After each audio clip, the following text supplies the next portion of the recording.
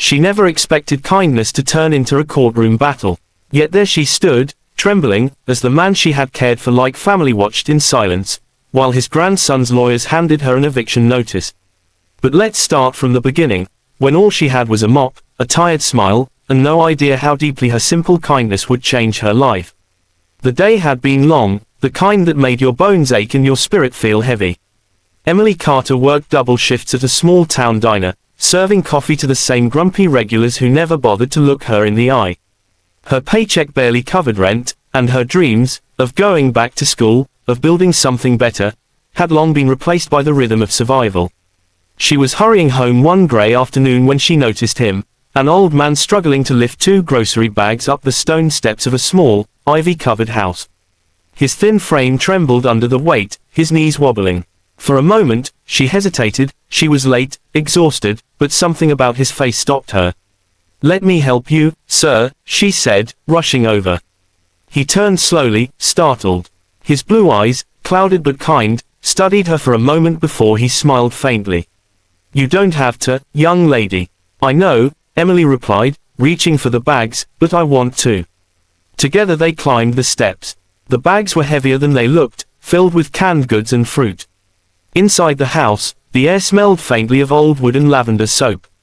The living room was neat but lonely, photos on the walls, books stacked neatly, a rocking chair by the window. "Thank you," the old man said, setting the bags down on the counter. "It's hard to find people who stop anymore. Everyone's always rushing." Emily smiled. "I know what that's like." He chuckled softly. "I'm Harold Bennett." "Emily," she said, wiping her hands on her apron. "Nice to meet you." He poured her a glass of water, insisting she take a seat. They talked, about the weather, the town, how hard it was to find good peaches lately. It was simple, ordinary conversation, but there was something comforting about it. When she finally stood to leave, he thanked her again. "You have a kind heart, Emily," he said. "You remind me of someone I once knew." From that day on, she passed by his house often. Sometimes she waved from across the street, sometimes she stopped to check on him. One afternoon she found him sitting alone on the porch, looking lost. "Bad day?" she asked gently. He nodded. "Just lonely. It's been that way since Margaret passed." Emily hesitated, then sat down beside him. "I can stay a bit, if you want company." He smiled, the first genuine one she'd seen from him. "I'd like that very much." That visit became a habit. Every day after work, Emily stopped by Harold's house. She helped him with groceries, cleaned the kitchen, or simply listened as he talked about his past, his late wife, their travels, their dreams that never quite came true.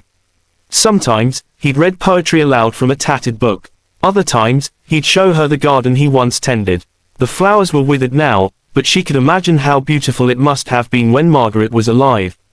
"I used to bring her roses every Sunday," he said one afternoon.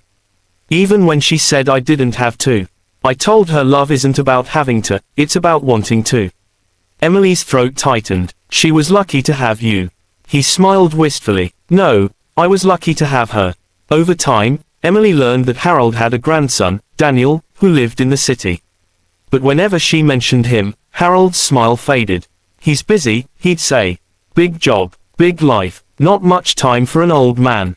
Emily never pressed. She understood. Some people chased success so hard they forgot the ones who raised them. Weeks turned into months. Their bond deepened. Emily began bringing him small gifts, a slice of pie from the diner, a newspaper, sometimes flowers from the park. He insisted on paying her, but she always refused. "You don't owe me anything," she'd say. He'd chuckle. "Then let me at least pay you with stories." And he did. He told her about his youth, how he'd fallen in love with Margaret when she spilled coffee on him at a library, how they'd spent their honeymoon camping by the lake because they couldn't afford a hotel, how she'd painted the walls of this house with her bare hands. Emily listened like a granddaughter who'd never had grandparents. One chilly morning, she arrived to find the house quiet, too quiet. She knocked, called his name, then pushed the door open. "Mr. Bennett." No answer. Her heart pounded as she stepped into the kitchen, and saw him on the floor, motionless beside a spilled cup of tea. "Mr. Bennett," she screamed, running to his side. He stirred weakly, his voice barely a whisper. "I'm fine, dear, just dizzy." "No, you're not." You're going to the hospital, she said firmly, dialing for help with shaking hands. For the next week, Emily barely left his side. She brought him soup, read to him, and made sure the nurses didn't forget his medication. She even missed her shifts at the diner and was scolded by her boss, but she didn't care. When Harold was finally well enough to go home, he held her hand in his frail fingers. You've been more of a family to me than anyone in years, Emily. I don't know how to thank you. She smiled gently. You already have. He looked at her, eyes glistening. If Margaret were here, she'd say you were heaven sent. Emily felt her heart ache. She didn't have much in her own life, no family close by, no husband, no one waiting for her at home, but somehow, in caring for Harold, she had found something that felt like belonging. From then on, she visited him daily. They watched old movies, baked cookies, even danced once in the living room when an old jazz song played on the radio. Harold laughed until tears filled his eyes. You're making me feel 20 again, he said between chuckles. That's the plan, Emily teased. For months, everything felt peaceful, almost perfect. Until one autumn morning when Emily arrived with a basket of muffins and found a sleek black car parked in front of the house. A tall man in a tailored suit was standing on the porch, his expression unreadable. Harold looked uneasy. Emily, he said, his voice trembling slightly. This is my grandson, Daniel. Daniel turned toward her, his gaze sharp and assessing. So you're the one, he said flatly. Emily frowned. Excuse me, the girl who's been spending all her time here. The waitress, right, quite the generous one. His tone was mocking, laced with suspicion. Daniel, Harold snapped. Don't you dare speak to her like that. She's been helping me. Daniel scoffed. Helping, huh, or taking advantage of an old man's kindness. Emily's face flushed. I would never do that. I care about him. Daniel folded his arms. You expect me to believe you come here every day for nothing. I don't expect you to believe anything, she said, her voice tight. I just do what feels right. Daniel's gaze hardened. From now on, you won't be coming back here. My grandfather has family. He doesn't need charity, or strangers. Harold looked torn, his frail hands trembling. Daniel, please, she's not. Enough, grandfather, Daniel said firmly. I'm taking care of this. Emily stood frozen, humiliation stinging her eyes. Harold looked at her helplessly, as though his words were trapped somewhere between love and guilt. Emily, he whispered softly, I'll call you later. She nodded, silently, her throat too tight to speak. As she walked away, her heart ached with something deeper than anger. It was grief. She had lost not just a friend, but a piece of the quiet happiness she'd found. That night, she sat alone in her small apartment, staring at the flickering light of her old lamp, wondering if kindness had been a mistake. But deep down, she knew, she would still do it all again. A week later, an envelope arrived. Her name was written on it in shaky handwriting she recognized instantly. Dear Emily, if you're reading this, it means I couldn't say goodbye properly. Thank you for being my friend, my light in the dark. I've made sure you're taken care of. Trust me, everything will make sense soon. With love, Harold Bennett. Her hands trembled as tears blurred her vision.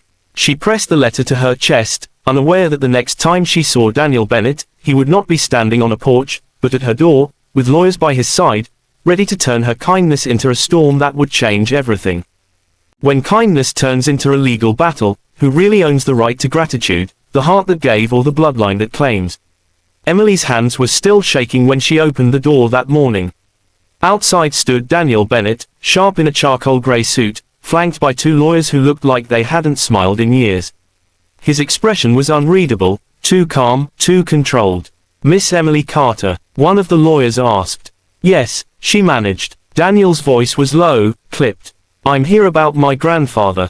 Her breath caught. Mr. Bennett, is he? Daniel's jaw tightened. He passed away last week. The world tilted. The letter she'd held onto for days suddenly felt heavier in her trembling hands. The words, I've made sure you're taken care of, echoed in her mind like a whisper from another life. She leaned against the doorframe, her heart aching. I didn't know, she whispered, her voice breaking. Why didn't anyone tell me?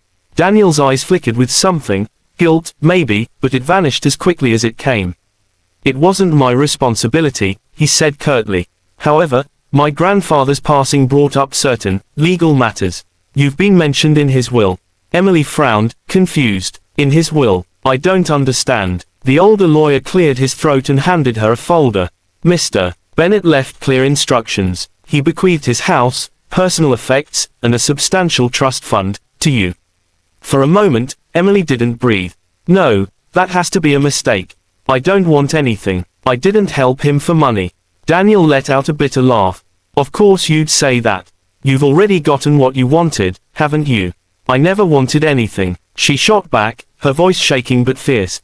I cared about him. He was my friend. Friend, Daniel repeated, as if tasting the word with disgust. You barely knew him for half a year. And now you've inherited his home, the same one my family built generations ago. The lawyer interjected quickly. Mr. Bennett's wishes were detailed and witnessed. It's all legally binding. Emily stared at the papers, the weight of it all pressing down on her. The man she'd cared for like a grandfather had left her everything, while his own blood stood across from her, glaring as if she'd stolen his world. I didn't ask for this, she murmured. Daniel's tone turned cold. Then give it back. Her throat tightened. I can't. It wouldn't feel right. It was his decision. He stepped closer, his voice hardening.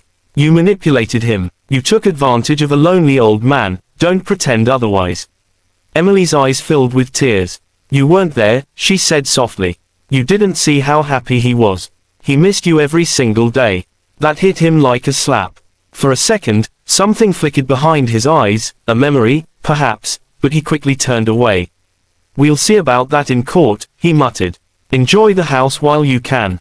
What followed were the most painful weeks of Emily's life. The story spread quickly through town. Waitress inherits $1 million estate, the headlines read, followed by cruel whispers and sideways glances whenever she walked into the diner. People she'd served for years suddenly looked at her like a thief. Reporters called. Strangers took photos of the house. Even her landlord suggested she should move up now that she was rich. But Emily didn't feel rich. She felt broken. The house on Maple Street, once warm and full of laughter, felt cold without Harold's voice. She still made tea for two out of habit, still found herself talking to his empty chair. Daniel, meanwhile, had turned relentless. He filed motions to contest the will, claiming undue influence. His lawyers accused Emily of preying on Harold's emotions, manipulating his decisions, and isolating him. Each accusation stabbed at her heart, because the truth was the opposite. Harold had given her a family when she had none. He'd filled her evenings with warmth and stories when her world was empty. Her court summons arrived 2 weeks later. She wore her simplest dress, the same one she used to wear when visiting Harold. Sitting in the courtroom, surrounded by strangers and judgmental eyes, she felt smaller than ever. Daniel's lawyer began the questioning. How often did you visit Mr. Bennett? Every day, Emily answered quietly. Did he ever pay you for your help? No. So you volunteered your time, cleaned his home, cooked for him, and stayed overnight on some occasions, out of pure kindness. Yes, she said. He was my friend. The lawyer smirked. You expected no reward, no inheritance. Her voice cracked. I never wanted anything but his company. He was lonely, and so was I. The room fell silent. Even the judge seemed to pause. When it was Daniel's turn to speak, his tone was harsh at first. My grandfather was a proud man. He never gave anything away lightly. So forgive me for doubting someone who appeared out of nowhere and suddenly became the most important person in his life. Emily's hands trembled as she looked at him. You think I replaced you, she whispered. But I didn't. I could never do that. He loved you, Daniel. Every time we talked, he mentioned how much he wished you'd visit. Something shifted in his expression then, something soft, broken. For the first time, Daniel looked uncertain. When the final witness, Harold's longtime neighbor, took the stand, everything changed. Mr. Bennett adored that girl, the neighbors said firmly. I saw them every day. She never asked for a thing. She reminded him of his wife, God rest her soul. She gave him peace. Daniel's eyes fell to the table. After a long silence, the judge finally spoke. The evidence shows no manipulation or wrongdoing. The will stands as written. Miss Carter is the rightful beneficiary. Emily exhaled shakily, tears welling in her eyes. She wasn't sure if she should feel relieved or broken. Daniel stayed seated even after the gavel fell. For a long moment, he just stared at the documents in front of him, his jaw clenched. Then he stood and walked out. It was weeks before Emily saw him again. She was sitting on the porch of the old house one afternoon, a cup of tea in her hands, when his car pulled up quietly. For a moment, she thought about going inside, but he was already walking toward her, slower this time, with no lawyers in sight. "I owe you an apology," he said, stopping at the steps. Emily looked at him warily. "For what exactly?" "For everything," he sighed. "I was angry. I thought you'd stolen from him. But after the court case, I started going through his letters, his journals. He wrote about you almost every day. Said you made him laugh again." Her eyes softened. "He was a good man. He didn't deserve to be alone." Daniel nodded slowly. "Neither did you." There was a quiet between them, a kind of peace that had been missing since Harold's death. "I don't want the house," Emily said finally. "I never did." He shook his head. "He wanted you to have it. But if it's all right, maybe we could share it. Keep it the way he loved it." Emily smiled faintly. "That's exactly what he'd want." Months later, the old house became something new. Emily and Daniel turned it into the Bennett home, a small community center for the elderly. They hosted dinners, music nights, gardening lessons, everything Harold had once loved. People who had no one came there and found family. Laughter filled the rooms again, and the garden bloomed brighter than ever. One evening, as the sun dipped low, Emily and Daniel sat together on the porch, watching the sky turn gold. Daniel looked thoughtful. "You know, he used to sit here and tell me that love is measured not by blood, but by presence. I never understood that until now." Emily smiled softly, eyes glistening. He was right. Kindness builds families that last longer than any inheritance. They sat in silence then, the house behind them glowing warm in the fading light. For the first time in a long time, Emily didn't feel like she'd lost something. She felt like she'd found where she belonged. Because in the end, the greatest inheritance Harold Bennett left behind wasn't a house or a trust fund. It was love, the kind that turns strangers into family and kindness into legacy.